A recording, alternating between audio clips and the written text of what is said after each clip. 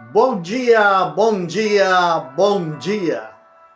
Que a graça, que a paz, que a misericórdia do nosso Senhor Deus Todo-Poderoso seja sobre suas vidas nesta quinta-feira, 17 de abril do ano 2025.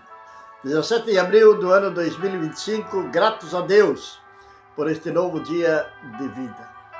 Agradecemos ao Senhor pelo seu amor, pela sua misericórdia, pela sua bondade e pela sua grandeza. Que Deus venha a ser glorificado, que seu nome venha a ser glorificado sobre nós. Estamos hoje, a quinta-feira, do que estamos vivendo no dia de hoje, uma quinta-feira de Páscoa, no ano 2025. Quinta-feira de Páscoa, como sempre digo, uma Páscoa ocidental, uma Páscoa criada pela Igreja Romana. A verdadeira Páscoa é a Páscoa judaica, pois foi lá que foi estabelecido a essa festividade quando o povo saiu do Egito. É uma lembrança para eles do tempo de escravidão. Nossa Páscoa é Jesus Cristo.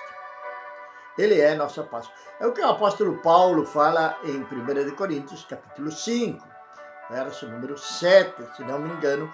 Ele fala que nossa Páscoa é o Senhor Jesus.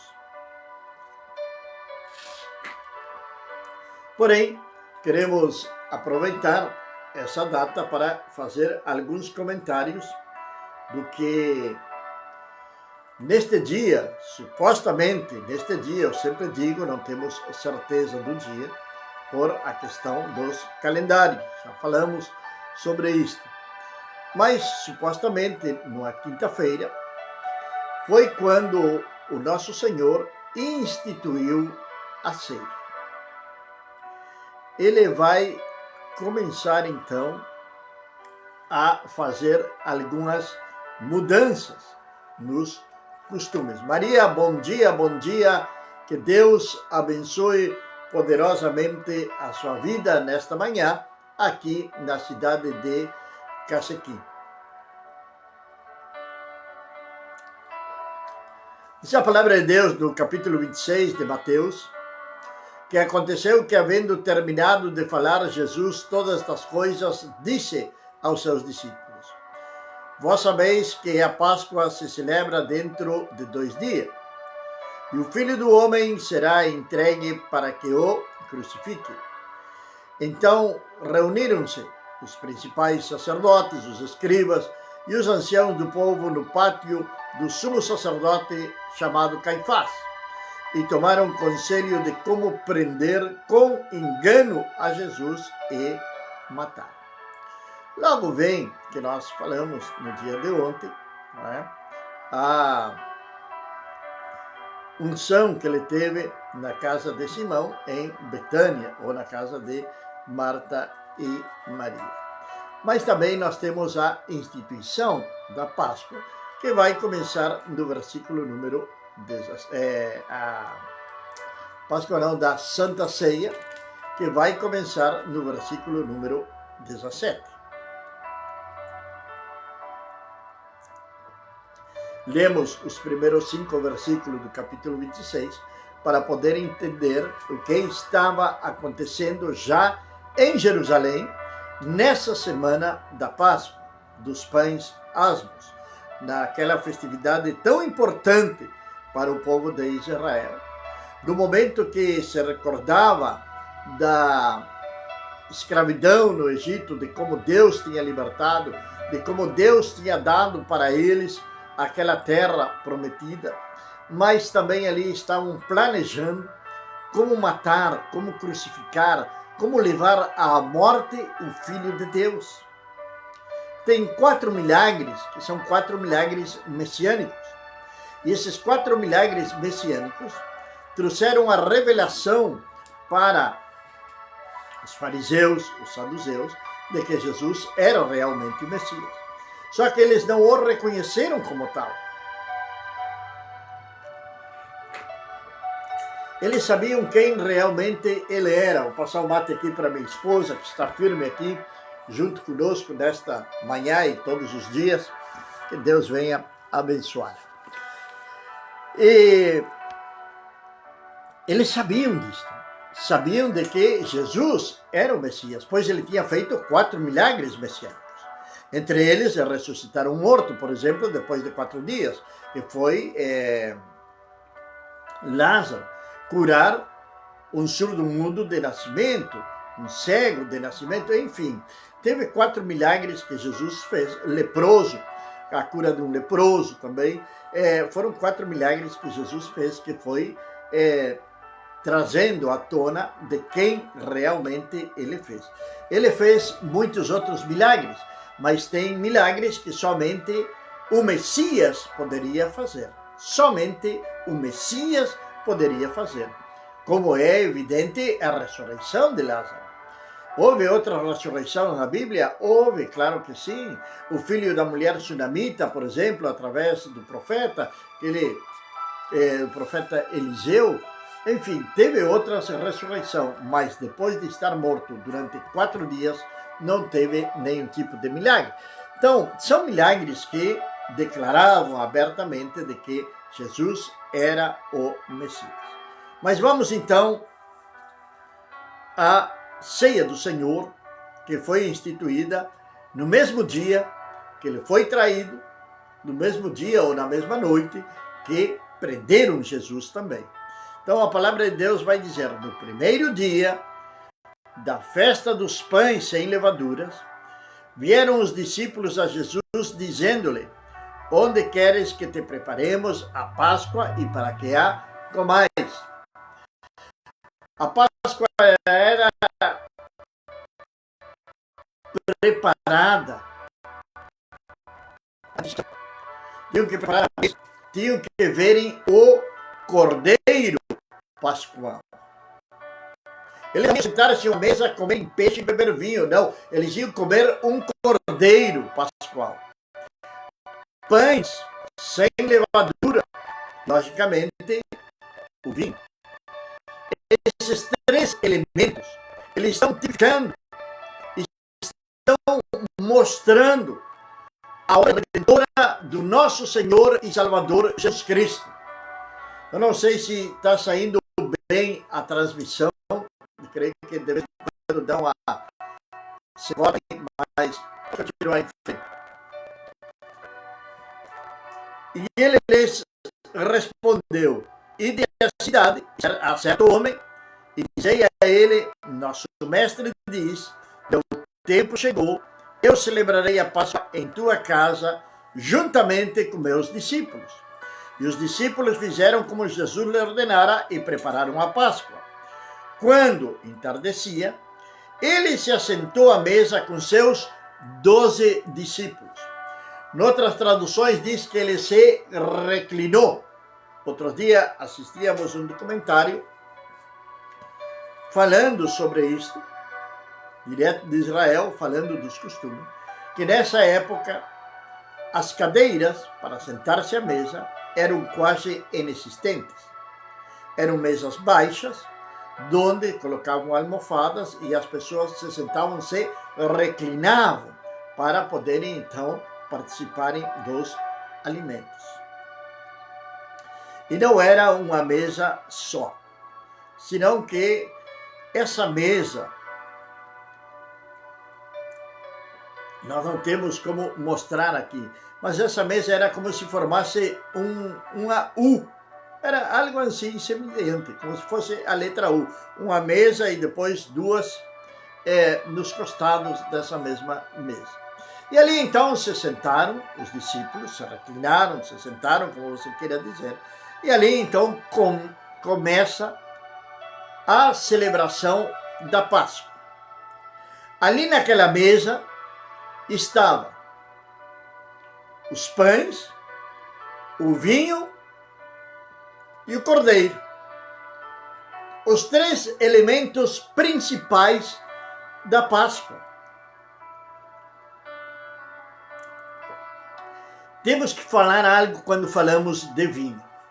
Primeiro, era e é proibido para qualquer judeu, até os dias de hoje, durante as festividades da Páscoa, ter dentro da sua casa qualquer coisa fermentada, seja ela pão, seja bebida, seja o que for, mas fermento não pode ter dentro da casa. Bom dia, Miriam, que Deus abençoe poderosamente tua vida. Paulo, Gabi, Enzo, Dona Celi, um grande abraço para vocês aí. Agora, logicamente, que o vinho que estava na mesa naquela noite da última ceia não era um vinho fermentado. É o que nós hoje conhecemos como suco de uva. Só que na antiguidade, esse vinho era mais, como vou dizer assim, mais, não sei se está bem dita a palavra em português, ele era mais, assim como um creme, mais espesso, ia dizer, não sei como se diz em português, mas era como se fosse um mingau, vamos falar assim melhor. Um mingau mais líquido, verdade? Pois ele era feito através das pessoas pisarem sobre as uvas. Mas não era um vinho fermentado, era um suco de vinho, um suco de uva, perdão, que era também chamado de vinho. E esse muitas vezes também ele era usado, se fazia como uma geleia dele, e era muitas vezes usado para passar no pão para comerem. Então formava parte também da alimentação do povo de Israel. Então, se alguém com esse pretexto de que Jesus bebeu vinho, vai beber um garrafão de vinho, está totalmente errado, porque o vinho que Jesus bebeu não era um vinho fermentado. Todo o fermento que tinha ali dentro da casa devia ser tirado. Dito isto, vamos em frente. E enquanto comiam, disse Jesus, em verdade vos digo, que um de vós me trairá. Foi a noite da traição. Foi a noite da traição. Ali estava Jesus com os seus discípulos. E ali Jesus então vai fazer esta revelação. E vai dizer que eles ficaram profundamente entristecidos. Um por um começou a lhe perguntar, sou eu, meu Senhor? Um por um deles começou a perguntar. Mas ele respondeu dizendo, o que molha a sua mão comigo no prato, esse me trairá. O que tinha nesse prato? Era justamente o vinho do qual nós estávamos falando. Era como se fosse uma geleia, só que mais líquido. E eles molhavam aquele pão sem fermento no vinho para poder comê-lo. Então ali ele disse, aquele que molhar seu pão junto comigo, junto com Jesus, esse me trairá. O Filho do Homem vai à morte, como está escrito a seu respeito. Mas ai do homem por quem o Filho do Homem é traído. Melhor seria para esse homem se não houvesse sido gerado.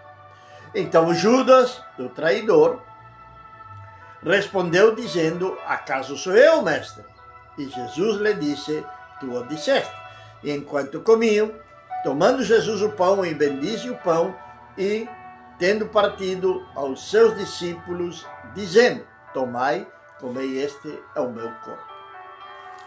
Aqui temos várias questões. O vinho, que era um tipo geleia.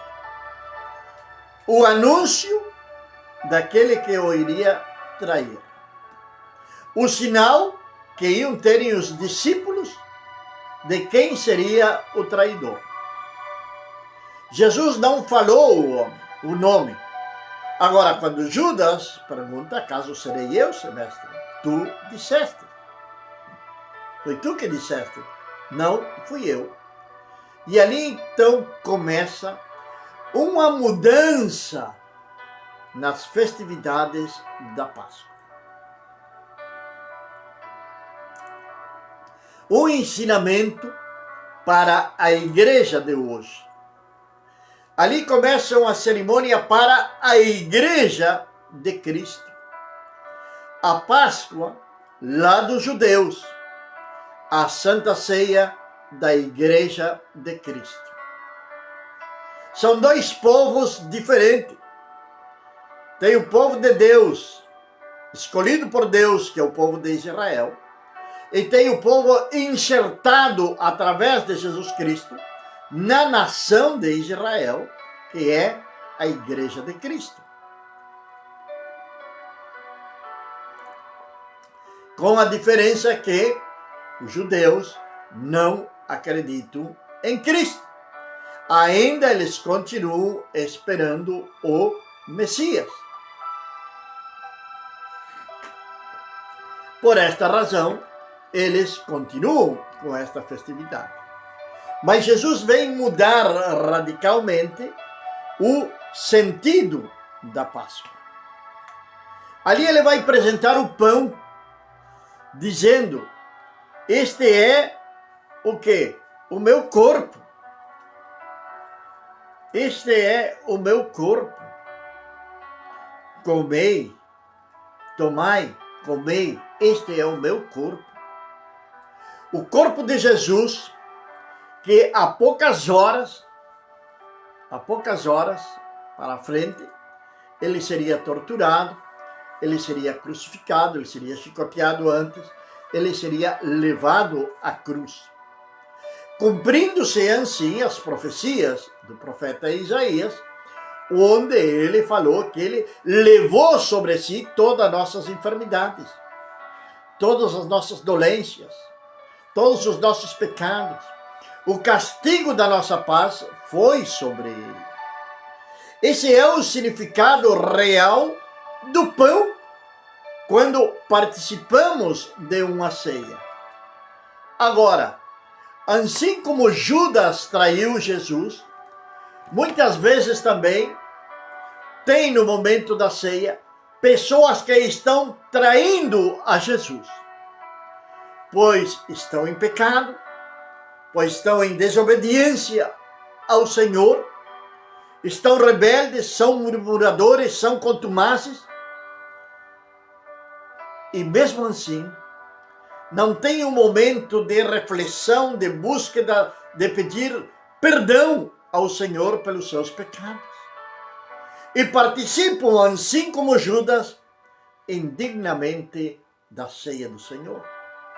Por isto é que o apóstolo Paulo vai dizer em Coríntios, capítulo 11, a partir do verso número 26, 27, 28, 29, onde ele vai falar do que acontece com estas pessoas. Ele vai dizer que muitos dormem, muitos estão doentes e muitos estão mortos, espiritualmente falando. Perdem totalmente a noção do que está certo e do que está errado. Perdem totalmente a noção do que é pecado e do que é santidade. Não tem mais esse discernimento que o Espírito Santo sabe dar àqueles que vivem em santidade. Não podemos dizer que não pecamos, porque iríamos contra a própria palavra de Deus. O apóstolo João, na sua primeira carta, disse que se algum de nós falar que não temos pecado, nós estamos sendo mentirosos. E ao mesmo tempo estamos fazendo a Deus mentiroso. Entende você a profundidade da palavra de Deus? A necessidade de ler, de estudar a palavra de Deus, para ter um conhecimento real, porque muitas pessoas levam uma vida totalmente devassa, congregando, ouvindo a palavra de Deus?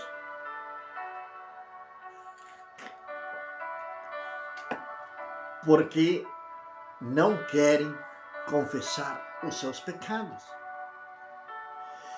E mais triste ainda, muitas vezes quando se vai entregar o pão, fazem com a mão que não vão participarem da ceia, porque não estão preparados, não querem pedir perdão pelos seus pecados. E se nós não queremos perdão, é porque não estamos arrependidos do que nós fizemos. Deu para entender? Vamos em frente então. Tomou o pão e disse: comei, isto é o meu corpo. E tomando o cálice, deu graças e lhes deu, dizendo: tomai e bebei todos dele. Este é o meu sangue do novo pacto, o qual é derramado por muitos para o perdão dos pecados. E vos digo que desde agora não beberei deste fruto da videira até o dia no qual beberei de novo convosco no reino de Deus. E depois de entoar louvores, saíram para o Monte das Oliveiras. Pão e o vinho e o cordeiro. Lembremos que na mesa também estava o cordeiro, porque era a ceia de Páscoa. O cordeiro era aquele que estava entregando o pão e o vinho. Aquele cordeiro da Páscoa lá de trás, milhares de anos atrás, quando foi sacrificado por primeira vez lá no Egito, e que seu sangue foi colocado nas portas dos lares do povo de Israel, donde o anjo da morte, ao passar, enxergava aquele sangue e não entrava. Era um sinal de proteção, era um sinal de que ali não era para entrar. O sangue de Jesus hoje está sobre você. O sangue de Jesus hoje está sobre mim. O sangue de Jesus hoje está sobre aqueles que temem ao Senhor, aqueles que têm vida com Deus. Então, se o sangue de Jesus está sobre nós, não devemos ter temor algum. Mas, logo deles entoarem um cântico, um louvor depois da ceia, eles vão também ir para o Monte das Oliveiras a orar. Jesus vai preparar-se. Vai ser a noite em que ele vai ser preso. Porém, antes disso, em João capítulo 13, vai nos dizer a palavra de Deus. Vai nos dizer que Jesus, no versículo 12 do capítulo 13 de João, depois que lavou seus pés, pondo seu manto, se reclinou à mesa e lhe disse: compreende vós o que vós fiz? Perdão, foi antes da ceia. Foi antes da ceia. Me enganei aí. Jesus vai lavar os pés dos seus discípulos. Nós deveríamos ter começado por aqui e não por Mateus. Ele vai lavar os pés dos seus discípulos. Ali então, Pedro vai dizer para ele que não quer que ele lave os seus pés. Onde está Pedro? Quando chegou a Simão, ele lhe disse: tu me lavas os pés a mim, meu Senhor? Jesus respondeu dizendo-lhe: o que eu faço agora tu não entendes, mas entenderás depois. Simão, então, ou seja, Pedro lhe disse: tu jamais me lavarás os pés. E Jesus lhe disse: se não te lavo, não terás parte comigo. Disse-lhe Simão: então, não somente me lave os pés, meu Senhor, mas também as mãos e a cabeça. Aquele que se banhou não necessita se lavar, senão somente os pés, porque está todo limpo. Vós estáis todo limpo, embora não todos, porque estava falando de Judas Iscariote.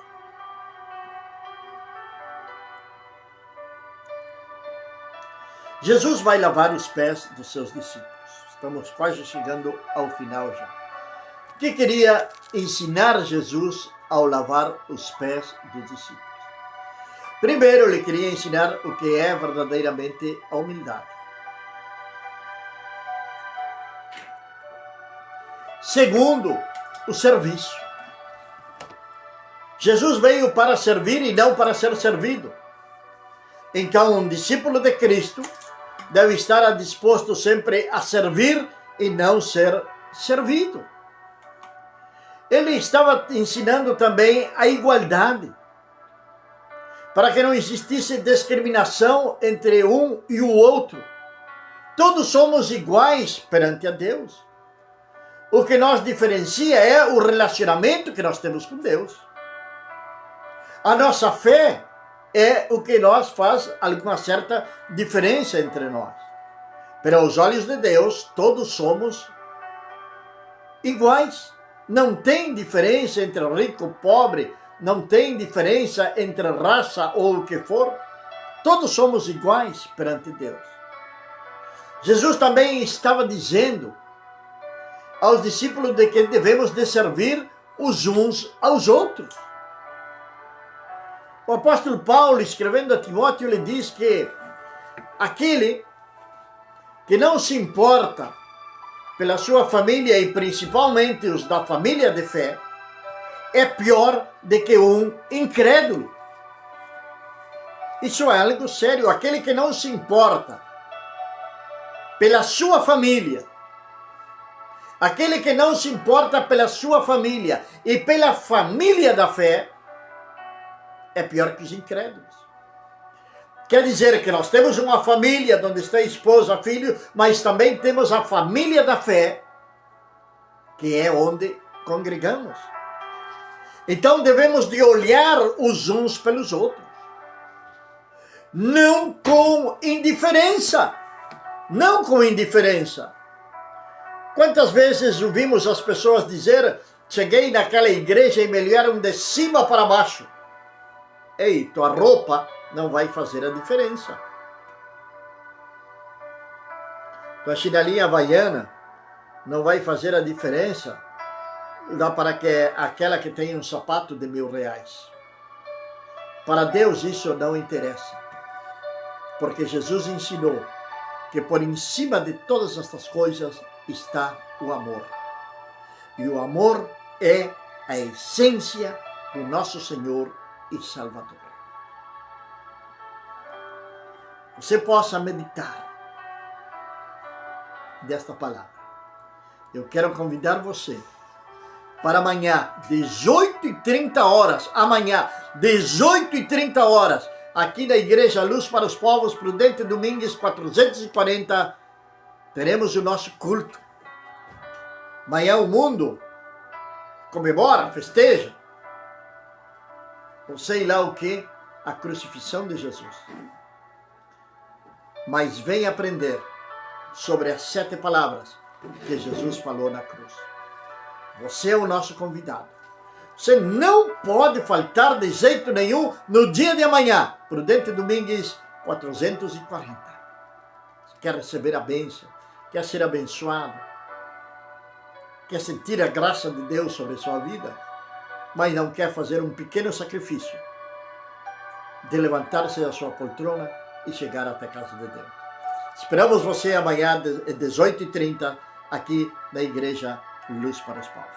Que a graça, que a paz, que a misericórdia do nosso Senhor Deus Todo-Poderoso seja sobre suas vidas desde agora e para sempre. Amém.